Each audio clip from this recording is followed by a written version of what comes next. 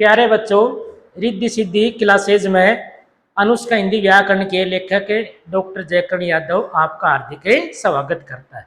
पिछली क्लास में आपको बताया था कि स्वर किसे कहते हैं और व्यंजन किसे कहते हैं, ध्वनि किसे कहते हैं, वर्ण किसे कहते हैं, शब्द किसे कहते हैं, पदे किसे कहते हैं, वाक्य किसे कहते हैं।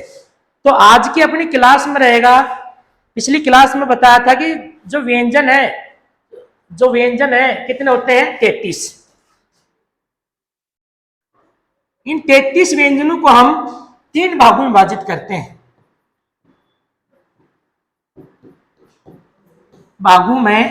करते हैं।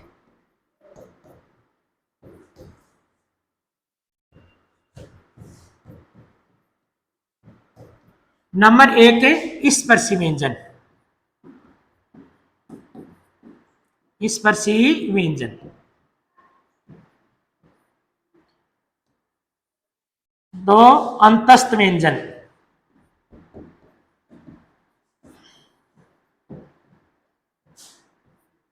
3 उत्सम व्यंजन।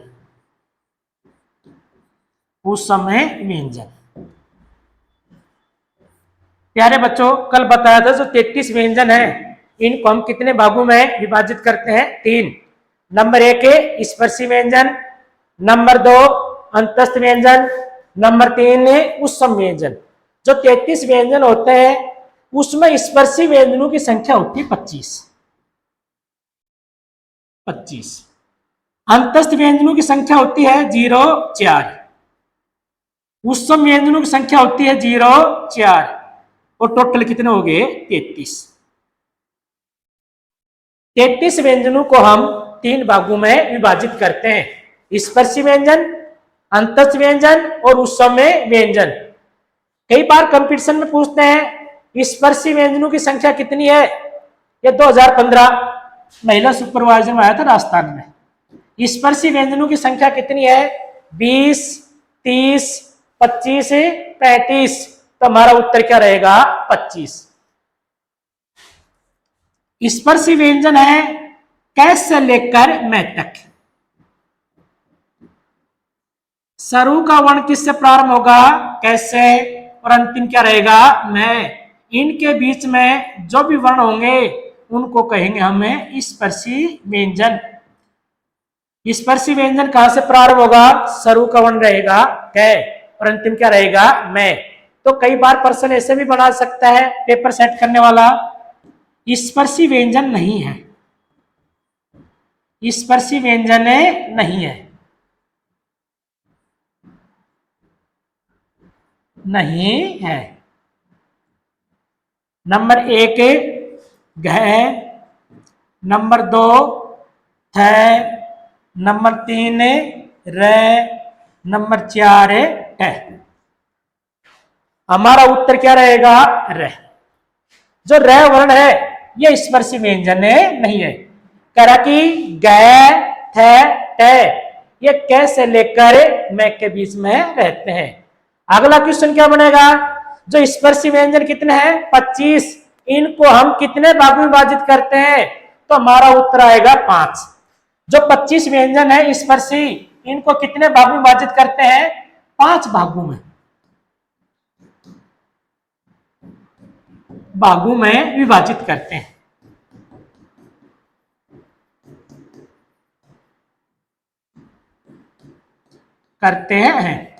वह 5 भाग कौन कौन से हैं, कैवरग, चैवरग, टैवरग, टैवरग और तैवरग।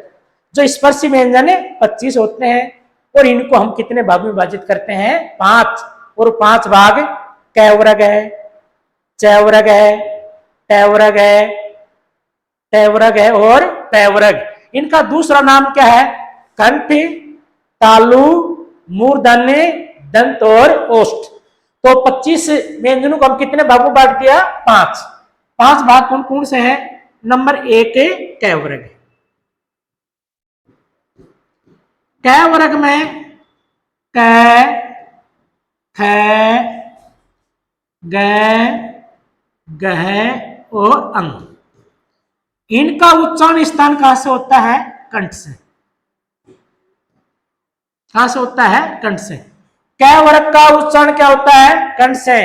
जैसे आप उच्चारण करेंगे और जैसे फेफड़ों से हवा आती है वह कहां टकराती है? कंठ से।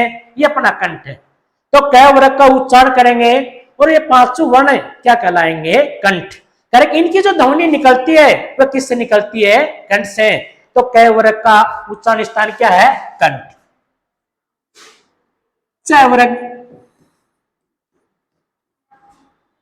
च, छ, ज, ज, गे। इनका उच्चारण स्थान क्या है? तालु।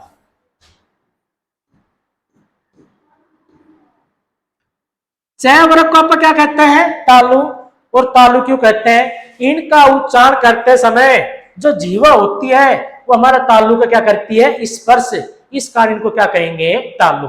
कै वर्ग को कंठ, ध्वनि कहां से निकल रही है? कंठ से। जैसे च वर्ग का उच्चारण करेंगे तो जीवा है वह किसके स्पर्श करती है? तालु का।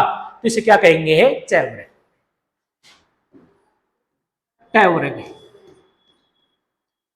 ट, ठ, ड, डह, न। इनको क्या कहेंगे? मूर्धन।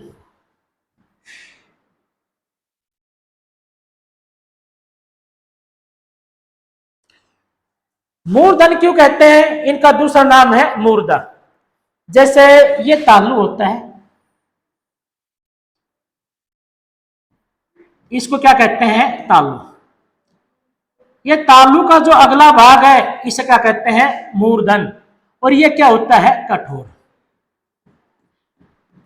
तालु का अगला भाग क्या होता है? कठोर। ट वर्ग का जैसे उच्चारण करेंगे तो जीवा होती है वह तालु का अगले भाग को क्या करती है? स्पर्श। इनका उच्चारण करते समय जो ध्वनि है उसमें किसका अनुभव होता है? कठोरता का। किस कारण को क्या कहेंगे? मूर्धन। एक तो आप उच्चारण करें कै, ख, ग, घ। एक आप उच्चारण करें ट, ठ, ड, ढ। तो कठोरता का अनुभव किसमें होगा? ट वर्ग में।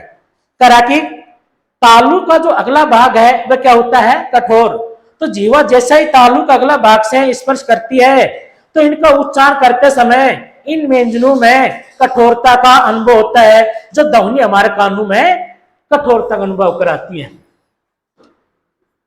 ट वर्ग, त, थ, द, ध, न। इनका उच्चारण स्थान क्या है? दंत।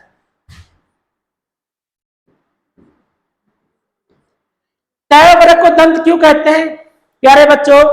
ट वर्ग को दंत इसलिए कहते हैं जब ट वर्ग का उच्चारण करेंगे तो हमारी जीवा होती है वह किसका स्पर्श करती है? दांतों का। इस कारण इसको क्या कहते हैं? दंत। पांचवा भाग है पैर।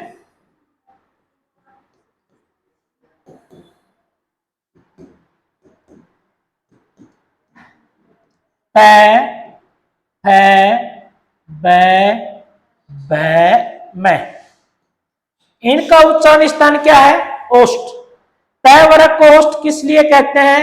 कि पै वर्ग का हम जैसे उच्चारण करते हैं, पै वर्ग का हम क्या करते हैं? जैसे उच्चारण, तो आपस में किन का स्पर्श होता है? ओठों का। इन कारण पै वर्ग को क्या कहेंगे? ओष्ठ। ओष्ठ। देखिए शुरू का वर्ण क्या है? कै। और अंतिम क्या है? मैं। कै और मैं, इनके बीच में जो भी वर्ण आएगा उसको क्या कहेंगे? स्पर्शी। अब जैसे हिंदी का विद्वान जैसे पेपर सेट करता है तो कई बार 2021 Rajasthan PRT writ 2021 Haryana PRT estate, तो ये प्रश्न दिया था इसका उच्चारण स्थान क्या है? इसका उच्चारण स्थान क्या है? तो इसको क्या कहेंगे? मूर्धन। जो भी पेपर सेट होगा कोई भी वर्ण देंगे और आपसे पूछेंगे इनका उच्चारण स्थान क्या है तो क्या करोगे? कै वर्ग के पांचों वर्ण क्या कहलाएंगे? कंठ। कै वर्ग के पांचों वर्ण क्या कहलाएंगे? कंठ। क्यों कहलाएंगे? इनका उच्चारण करते समय जो ध्वनि है वो हमारे कहां से निकलती है? कंठ से। च वर्ग के पांचों वर्ण क्या कहलाएंगे? तालु। इनका उच्चारण करते समय जो जीवा होती है वो किसका स्पर्श करती है? तालु का। ट वर्ग के जो वर्ण है इन्हें क्या कहेंगे? मूर्धन। इनका उच्चारण करते समय वर्णों में किसका अनुभव होता है? कठोरता का। तय वर्ग को क्या कहेंगे? दंत। क्यों कहेंगे? इनका उच्चारण करते समय जीवा है वो किसके स्पर्श करती है? दांतों का। तय वर्ग को क्या कहेंगे? ओष्ठ। कै से लेकर मैं तक ये टोटल व्यंजन कितने होते हैं? 25। इनको क्या करेंगे? स्पर्शी। अब कहीं पर भी इनमें से कोई भी वर्ण देंगे तो पूछेगी इसका उच्चारण स्थान क्या है? तो आपको दे दिया जय। जय वर्ण का उच्चारण स्थान क्या है? तो आपको उत्तर क्या होगा? तालु। अब आ जाए दय वर्ग का उच्चारण क्या है? तो आपको उत्तर रहेगा ओष्ठ। आप दे दय वर्ण का उच्चारण स्थान क्या है? तो आपको उत्तर क्या होगा? दंत। क्या रहेगा? दंत। 25 व्यंजन है उनको कितने भागों में विभाजित कर दिया? 5। जैसा आप उच्चारण करते कै कबूतर, ख खरगोश, ग गमला, ग घड़ी, अंग खाली। इनको हम खाली क्यों बोलते हैं? ये 3 वर्ण है, इनको हम खाली क्यों बोलते हैं और इनको हम भरा क्यों बोलते हैं? न नल मैं मटकी। कहने का अर्थ 2017 हरियाणा पीजीटी स्टेट में आया था, कह रहा कि इनका प्रयोग नहीं होता, इन वर्णों का प्रयोग शब्द के प्रारंभ में होता है, शब्द के मध्य में या शब्द के अंत में। तो इसका उत्तर आएगा इनसे किसी भी शब्द का प्रारंभ नहीं होता। इस कारण इनको हम क्या बोलते हैं? खाली। ये 3 वर्ण है, इनका खाली उच्चारण क्यों होता है? इनका उच्चारण करते समय इनसे कोई भी शब्द प्रारंभ नहीं होता, इस कारण क्या करेंगे? इनको खाली बोलते हैं। न नल मैं मटकी। तो कहने का अर्थ है जो स्पर्शी व्यंजन कितने हो गए? 25। इनको हम कितने भागों में बांट दिया? 5 भागों में। दंत है, ओष्ठ है, मूर्धन है, तालु है और कंठ है, या कंठ से बोल सकते हैं। दूसरा भाग है अंतस्थ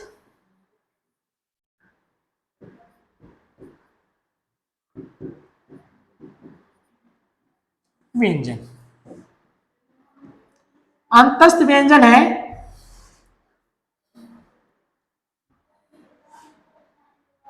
ये र ल व। इनकी संख्या कितनी है? 4। इसमें 3 टाइप के क्वेश्चन निकलेंगे। अंतस्थ व्यंजनों की संख्या कितनी है? 4। दूसरा प्रश्न क्या निकालेंगे? निम्न में से अंतस्थ व्यंजन नहीं है, जिसमें 3 तो क्या मिलेंगे? अंतस्थ व्यंजन, और एक होगा अंतस्थ व्यंजन नहीं रहेगा। तीसरा, निम्न में से अंतस्थ व्यंजन बताइए जिसमें एक तो अंतस्थ रहेगा, 3 रहेंगे अंतस्थ नहीं है। एक होते हैं स्वर, एक क्या होते हैं? स्वर। एक क्या होते हैं? व्यंजन। जो अंतस्थ का जो उच्चारण होगा वो किन के बीच में होगा? स्वर और व्यंजनों के बीच में जो उच्चारण होता है उसे क्या कहते हैं? अंतस्थ व्यंजन। इनकी जो ध्वनि है वो हमारे अंतःकरण से निकलती है। इनकी संख्या कितनी होगी? 4। और 4 कौन कौन से हैं?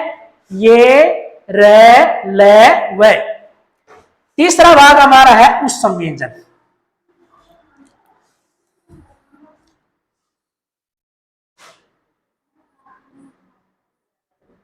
उत्समय व्यंजन।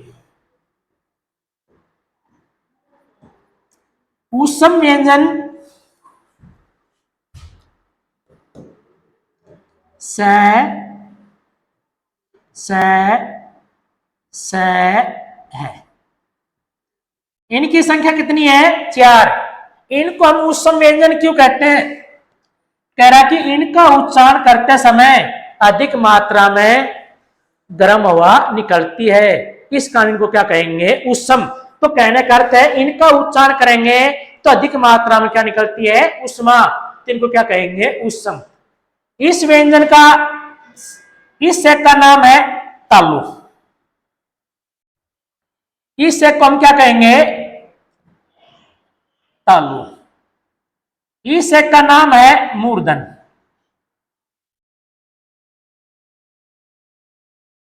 मूर्धन। और इस सेक का नाम क्या है? दंत।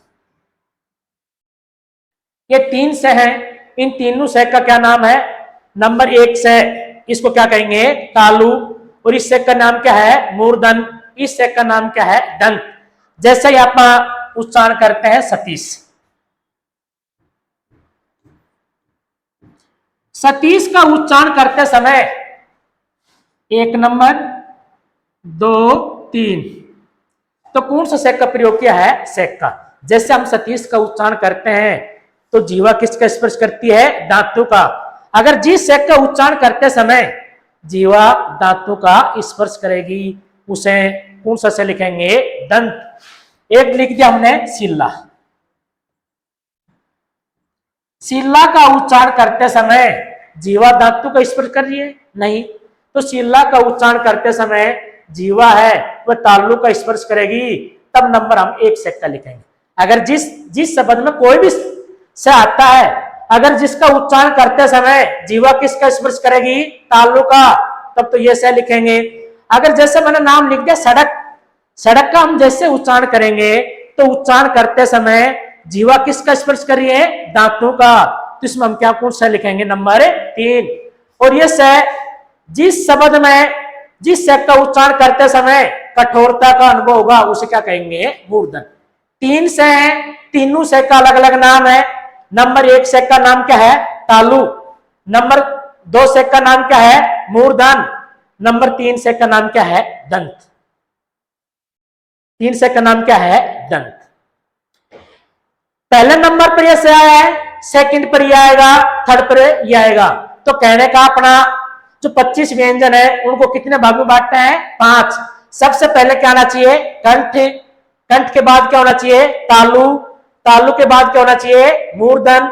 और मूर्धन के बाद क्या है? दंत। इस कहानी पहले नंबर पर यह से आएगा, सेकंड पर यह आएगा और थर्ड पर यह आएगा। तो कंठ, कंठ के बाद तालु, तालु के बाद मूर्धन और मूर्धन के बाद दंत। जो 33 व्यंजन है उनको हम 3 भागों में विभाजित किया है। स्पर्शी व्यंजन है, अंतस्थ व्यंजन है और उत्सम। स्पर्शी का अर्थ क्या होता है? टच करना। स्पर्शी व्यंजन किसे कहते हैं? जैसे हवा है फेफड़ों से निकलती है, कहां टकराती है? कंठ से लेकर ओष्ठ तक कहीं ना कहीं जिन वर्णों का उच्चारण करेंगे तो एक अंग दूसरा अंग का कहीं ना कहीं क्या करेगा? स्पर्श। उसे क्या कहेंगे? स्पर्शी व्यंजन। स्पर्शी व्यंजन की परिभाषा है जिन वर्णों का उच्चारण करते समय एक अंग दूसरा अंग का कहीं ना कहीं आपस में क्या होगा? स्पर्श। उसे क्या कहेंगे? स्पर्शी। और स्पर्शी व्यंजनों की संख्या कितनी है? 25। और 25 व्यंजनों को हम कितने भाग में विभाजित किया था? 5। और 5 भाग कौन कौन से? कैवरगे, चैवरगे, टैवरगे, तैवरग और तैवरग। इनका दूसरा नाम है कंठ है, तालु है, मूर्धन है, दंत और ओष्ठ। दूसरा है अंतस्थ व्यंजन। इनका उच्चारण करते समय जो हमारी ध्वनि और हवा है वो अंतःकरण से निकलती है। ये स्वर और व्यंजनों के बीच में बोले जाते हैं, इनको क्या कहेंगे? अंतस्थ। इनकी संख्या कितनी होगी? 4। ये, रे, ले, व। तीसरा भाग है उत्सम। इनका उच्चारण करते समय अधिक मात्रा में उष्मा निकलती है, तो कहने का अर्थ है गर्म हवा या अधिक उष्मा निकलती है, इनको क्या कहेंगे? उत्सम। और इनकी संख्या कितनी होगी? 4। इसमें 3 से है, तालु है, मूर्धन और दंत। अब हमारे सामने प्रश्न आता है ये तीनों से में कौन सा से है जिसका हम उच्चारण नहीं करते?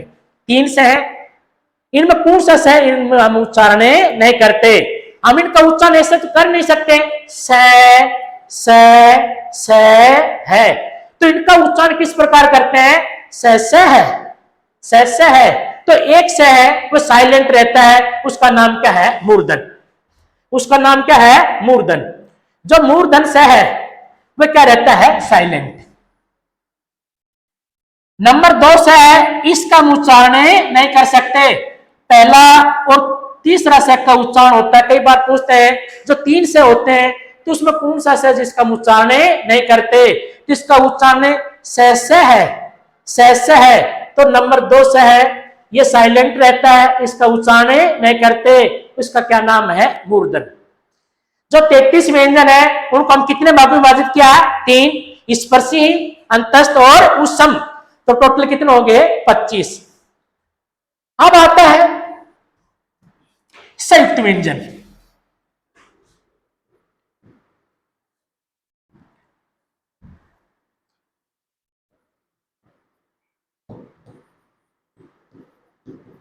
संयुक्त व्यंजन हिंदी में संयुक्त व्यंजनों की संख्या 4 है। 6, त्रय, त्रय और श्रय। इनको संयुक्त क्यों कहते हैं? ये व्यंजन है, ये दो वर्णों के योग से बने होते हैं। संयुक्त अर्थ है जिस व्यंजन में एक से अधिक वर्ण आए उसको क्या कहेंगे? संयुक्त। इनकी संख्या कितनी होगी? 4, 0, 4। हिंदी में संयुक्त व्यंजनों की संख्या कितनी है? 4। संयुक्त अर्थ है जो वर्ण दो वर्णों के योग से बना होता है उसे क्या कहेंगे? संयुक्त। अब कहने का अर्थ है इसमें दो वर्ण कौन कौन से हैं? क प्लस स, मूर्धन से। ये किससे बना है? ट प्लस रस। ये किससे बना है? जय प्लस रस। ये किससे बना है? स प्लस रस। कई बार कंपटीशन में ज्यादातर पूछेंगे कह रहा कि ये किससे बना हुआ है, तो आप उत्तर क्या दोगे? क प्लस स। और इनमें क्या है? स्वर है। इनमें एक का स्वर है सभी में।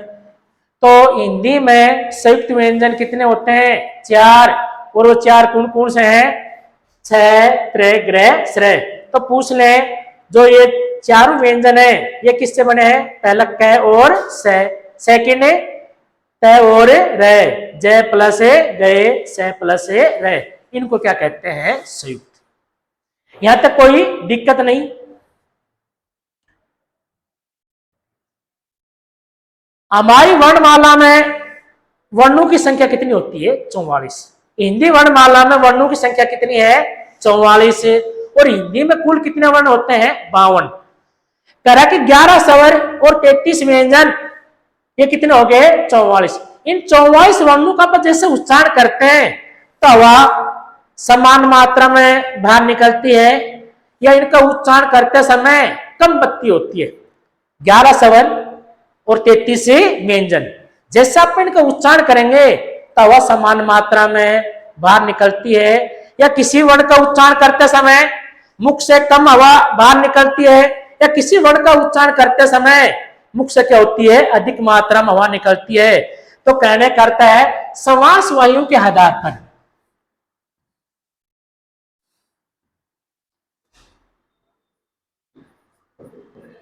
समास वायु के आधार पर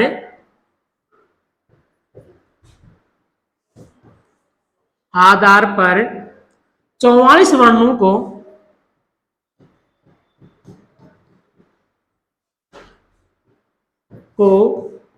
दो भागों में विभाजित करते हैं।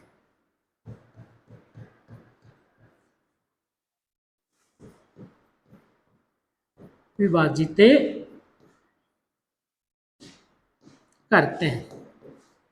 एक है अलप्राण,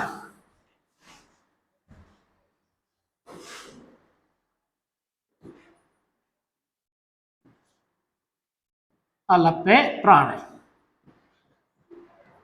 दूसरा है महाप्राण, महाप्राण। समास वायु के आधार पर जो 44 वर्ण है, ये 44 क्यों? 11 स्वर और 33 व्यंजन। इनका उच्चारण करते समय इनको हम कितने भाग में विभाजित कर दिया? 2। एक तो अलप्राण, एक है महाप्राण। जिन वर्णों का उच्चारण करते समय मुख से हवा कम मात्रा में बाहर निकलती है, जिन वर्णों का उच्चारण करते समय मुख से हवा कम मात्रा में बाहर निकलेगी उसे क्या नाम देंगे? अलप्राण। अगर जिन वर्णों का उच्चारण करते समय मुख से अधिक मात्रा में हवा निकलेगी उसे क्या कहेंगे? महाप्राण। अब हमारे सामने दो वर्ण है, अब हमारे सामने ये दो वर्ण है, क और ख। दो वर्ण हमारे सामने, एक तो क है, एक ख है। तो बताइए इसमें अल्प प्राण कौन सा है और महाप्राण है कौन सा है? तो क ख, इनका उच्चारण क्या करेंगे? क ख।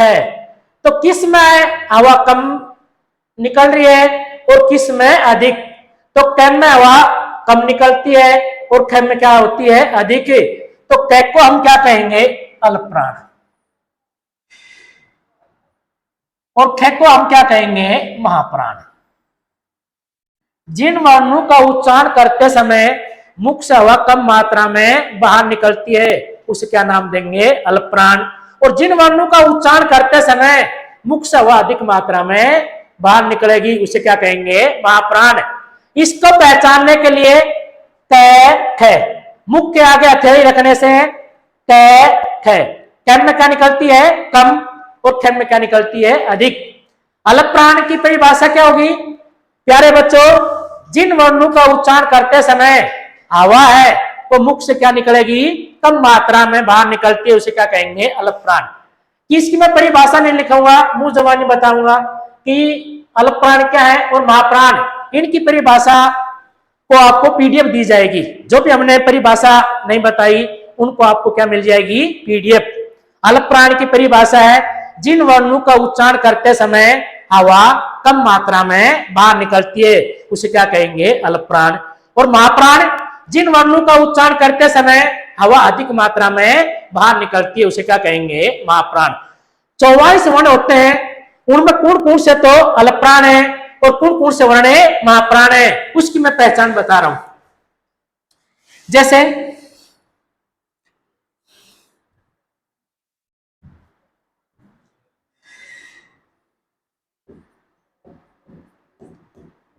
हमारे 5 वर्ग हैं। जैसे हमारे कितने वर्ग हैं? 5।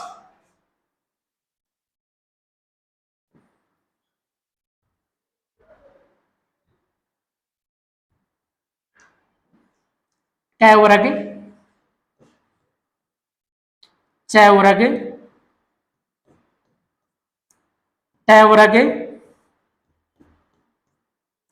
ट वर्ग, प वर्ग। क च ट प का पहला वर्ण, तीसरा वर्ण और पांचवा वर्ण इनको क्या कहेंगे? अल्प प्राण। क्यों कहेंगे? इनका उच्चारण करते समय जो हवा है वो कम मात्रा में बाहर निकलती है, इस कारण इनको क्या कहेंगे? अल्प प्राण।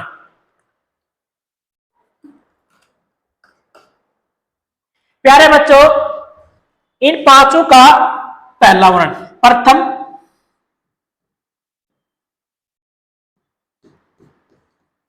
तीसरा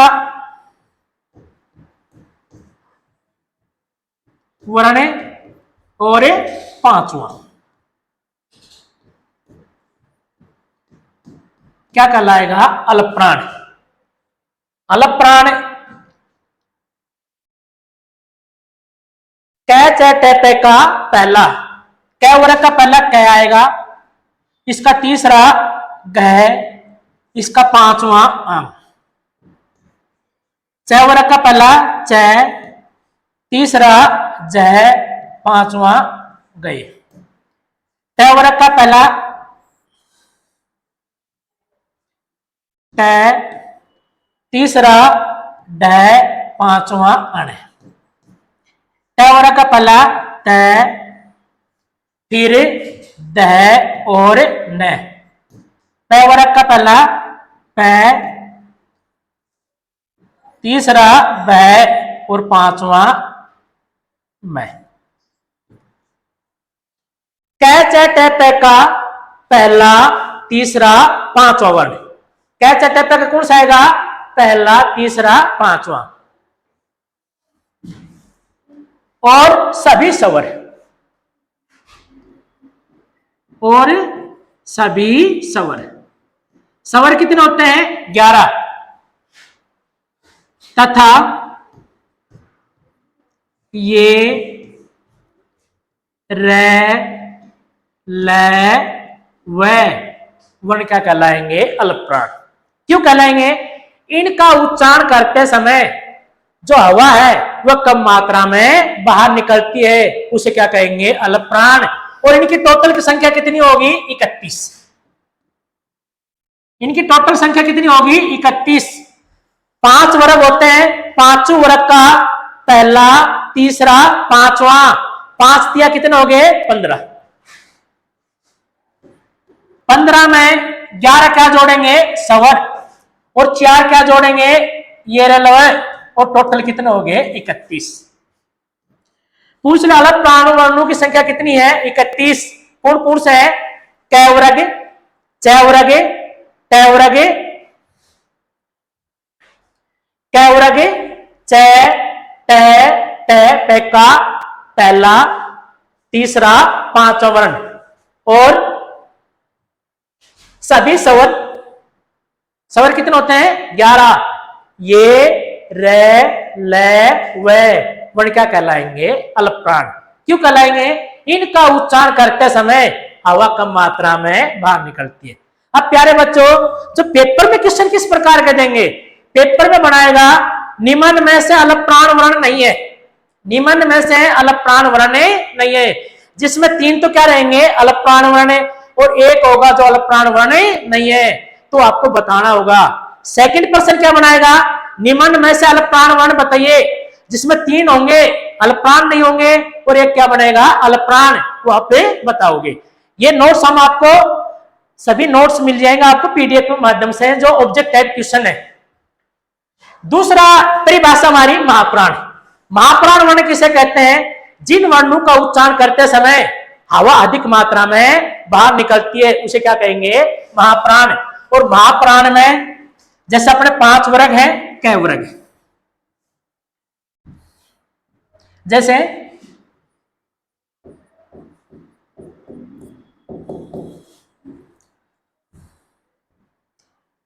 कै वर्ग, च वर्ग, ट वर्ग, ट वर्ग, और प वर्ग।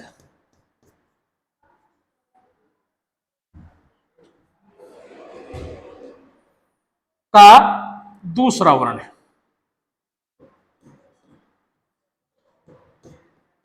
और चौथा वर्ण।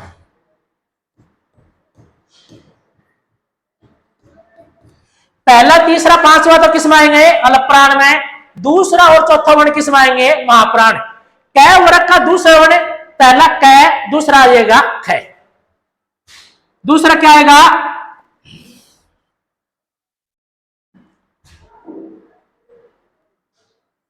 है। तीसरा ग, चौथा क्या आएगा? घ। इसी प्रकार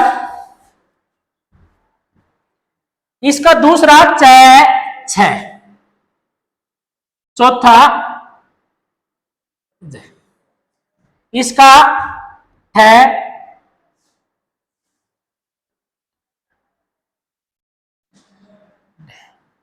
इसका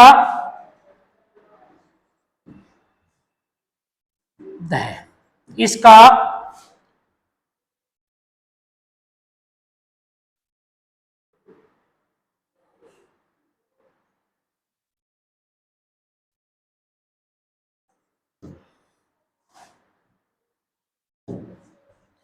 कै, च, ट, पे का दूसरा, चौथा, और स,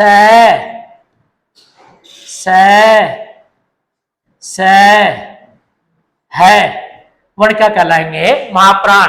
इन ये टोटल कितने हो गए? 14। कितने हो गए? 14। 5 5 प्लस 5 कितने हो गए? 10, और 10 में 4 जोड़े कितने होंगे? 14। महाप्राण किसे कहेंगे? जिन वर्णों का उच्चारण करते समय हवा अधिक मात्रा में बाहर निकलती है, उसे प्यारे बच्चों क्या कहेंगे? महाप्राण। और अल्प प्राण, जिन वर्णों का उच्चारण करते समय हवा कम मात्रा में बाहर निकलती है, उसे क्या कहेंगे? अल्प प्राण। वे क्या होंगे? कै, च, ट, पे का पहला, तीसरा, पांचवा, और सभी स्वर, और ये, रे, ले, वे। प्यारे बच्चों, अब प्रश्न किस प्रकार का बनेगा? तो प्रश्न में इस प्रकार बनाएंगे, महाप्राण वर्ण नहीं है, महाप्राण वर्ण नहीं है, जिसमें तीन तो क्या मिलेंगे? महाप्राण, और एक होगा जो महाप्राण नहीं होगा। दूसरा क्वेश्चन कैसे बनाएंगे? निम्न में से महाप्राण बताइए, जिसमें तीन होंगे अल्पप्राण होंगे और एक क्या बनेगा? महाप्राण।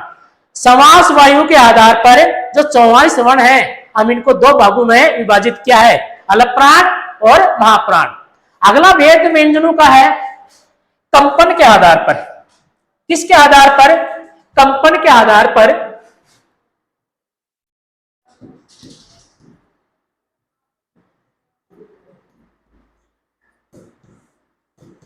कंपन के आधार पर ये 44 वर्ण है, इनको हम दो भागों में विभाजित करते हैं, दो भागों में विभाजित करते हैं।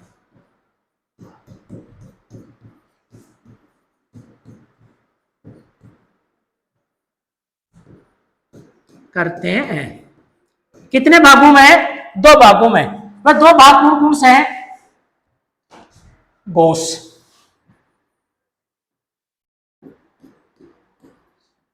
और घोष का दूसरा नाम क्या है? सहघोष।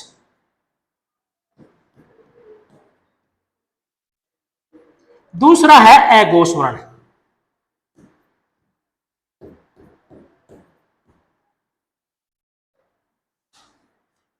कंपन के आधार पर जो 11 स्वर होते हैं और 33 व्यंजन है, इनको प्यारे बच्चों दो भागों में विभाजित करते हैं। दो भाग घोष, और घोष का दूसरा नाम क्या है? अघोष। उसको घोष भी कह सकते हैं और क्या कह सकते हैं? अघोष। और दूसरा भाग क्या है? अघोष। अब प्रश्न यह है, घोष वर्ण किसे कहते हैं? जिन व्यंजनों का उच्चारण करते समय स्वर तंत्रियों में, जैसे अपनी ये समास लड़िका है, जैसे अपनी ये समास लड़िका है,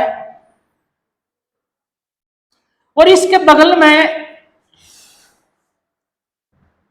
छोटी छोटी क्या पाई जाती है? झिल्लियां।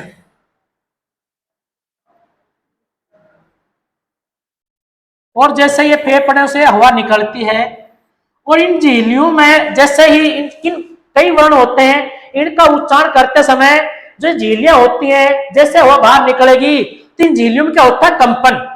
जिन वर्णों का उच्चारण करते समय जो स्वर तंत्रियां होती हैं, जिन वर्णों का उच्चारण करेंगे और स्वर तंत्रियों में कंपन उत्पन्न होगा, उसे क्या कहेंगे? घोष वर्ण। घोष की परिभाषा क्या है? जिन वर्णों का उच्चारण करते समय स्वर तंत्रियों में क्या होगा? कंपन। जैसे हवा बाहर निकलेगी तो ये हमारे बगल की क्या है? स्वर तंत्र है। स्वर तंत्रियों में जो हवा निकलती है उन्हें क्या कहते हैं? घोष। और जिन वर्णों का उच्चारण करते समय स्वर तंत्रियों में कंपन उत्पन्न नहीं होगा, उसे क्या कहेंगे? अघोष। अघोष वर्णों में जो स्वर तंत्रियां होती हैं उसमें कंपन उत्पन्न नहीं होता, और घोष वर्णों में स्वर तंत्रियों में क्या होता है? कंपन। हमारे सामने जैसे 5 वर्ण है, क, ख, ग, घ, तो प्यारे बच्चों आप बता सकते हो इन पांचों वर्ण में कौन से वर्ण है जो घोष वर्ण कहलाते हैं और कौन से वर्ण अघोष कहलाते हैं? जैसे आप इनका उच्चारण करेंगे, जैसे ही आप इनका उच्चारण करेंगे क, ख, जैसे आप इनका उच्चारण करेंगे क, ख, इन दोनों की ध्वनि समान है। क, ख, क, ख, और जैसे आगे करेंगे क, ख, ग, घ, अ, इनका उच्चारण अलग है और इनका उच्चारण अलग है। अब आपके सामने प्रश्न ये है कि कौन सा वर्ण है जिनका उच्चारण करते समय स्वर तंत्रियों में कंपन या गूंज उत्पन्न होती है? वो वर्ण कौन सा आएगा? क, ख, या क, ख, ग, घ, अं। इन दोनों का उच्चारण एक जैसा है, क, ख, घ, घ, अंग। तो कहने का अर्थ है तीसरा वर्ण, चौथा और पांचवा ये क्या कहलाएंगे? घोष वर्ण। ये वर्ण क्या कहलाएंगे? घोष। और घोष क्यों कहलाएंगे? इनका उच्चारण करते समय जो स्वर तंत्रियां होती हैं उनमें कंपन या गूंज उत्पन्न होती है, उसे क्या कहेंगे? घोष। जो 44 वर्ण है, कितने वर्ण है? 44। ये 44 वर्ण कौन कौन से हैं? 11 स्वर और 33 व्यंजन। उनमें हमको यह बताना होगा कि इनमें घोष वर्ण कौन से हैं और है घोष वर्ण कौन से हैं। जैसे देखिए कैवरग, जैसे देखिए कैवरग, चैवरग, टैवरग, टैवरग, पैवरग। 5 वर्ग कौन कौन से हैं? कै, च, ट, ट, तै वर्ग का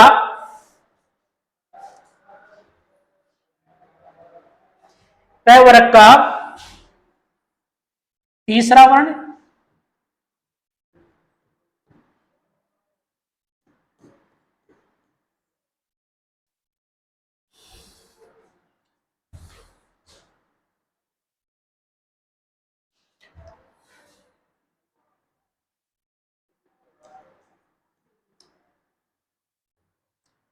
चौथा वर्ण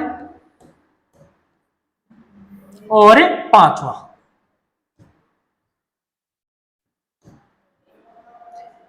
कै वर्ग का तीसरा कै, ख। ये तो कौन सा? पहले, दूसरा, तीसरा। ग, घ, अंग। च, छ। ये कौन सा होंगे? पहला च, छ। ज, ये तीसरा, ये झ चौथा और गे के होगा पांचवा। ट, ठ, ड, ढ, अण। ये ट, ठ, ट, ठ, ड, ध, न। ये प, फ, ब, ब, म। पांचों वर्ग का तीसरा, चौथा, पांचवा। कै, च, ट, ट का ये तीसरे वर्ण है, ये कौन से हैं? चौथे। ये क्या है? पांचवें। इनको क्या कहेंगे? घोष। और सभी स्वर, सभी स्वर,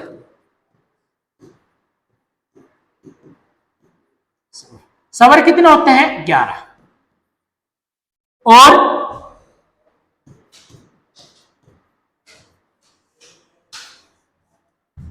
ये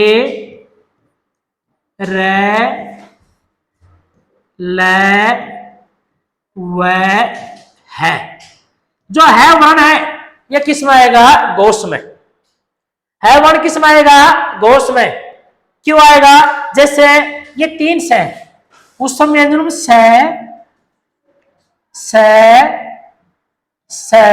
है। जैसे अपन का उच्चारण करेंगे स है, तो है का उच्चारण करते समय स्वर तंत्रियों में क्या होता है? कंपन। इनकी टोटल संख्या कितनी होगी प्यारे बच्चों? 31। कितनी होगी? 31। अलप्राण 30 थे, लेकिन है जोड़ने से कितनी होगी? 31। इनको क्या कहते हैं? घोष। घोष शब्द का अर्थ होता है नाद या गूंज। घोष शब्द का अर्थ होता है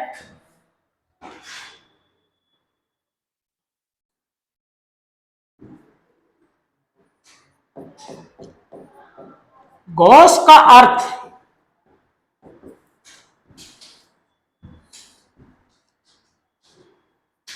नाद या गूंज। घोष की परिभाषा कंपन के आधार पर जो 44 वर्ण होते हैं, 44 का अर्थ होता है 11 स्वर और 33 व्यंजन।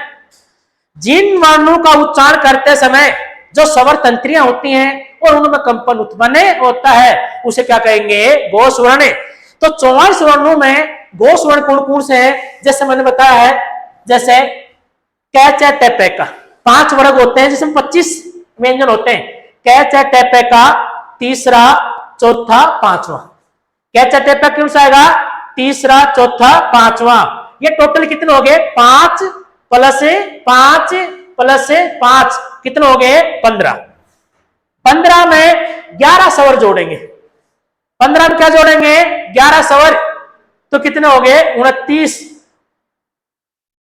और इसमें 5 जोड़ेंगे, टोटल कितने हो गए, 31। इनको क्या कहेंगे, महाप्राण, नहीं घोष, इनको क्या कहेंगे, घोष। दूसरा भेद क्या पढ़ा, अघोष।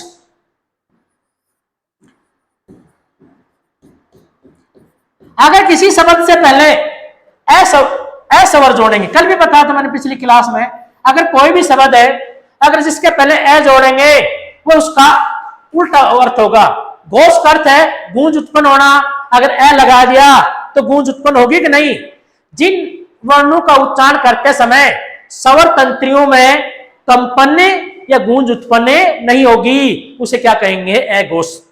अघोष का अर्थ है 44 वर्ण होते हैं, तो कौन से वर्ण है जिनका हम उच्चारण करते समय स्वर तंत्रियों में किसी प्रकार का कंपन उत्पन्न नहीं होता, उसे क्या कहेंगे, अघोष। और अघोष में कौन कौन से आएंगे, जैसे कै वर्ग है, हमारे 5 वर्ग हैं, कै वर्ग, च वर्ग, ट वर्ग, ट वर्ग और पै वर्ग। कै च ट पे का पहला वर्ण है,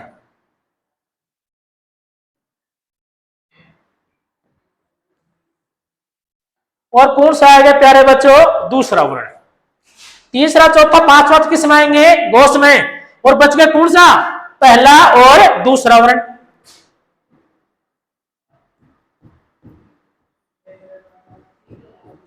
दूसरा वर्ण, कै वर्ण का पहला दूसरा क्या है, पहला वर्ण कै है,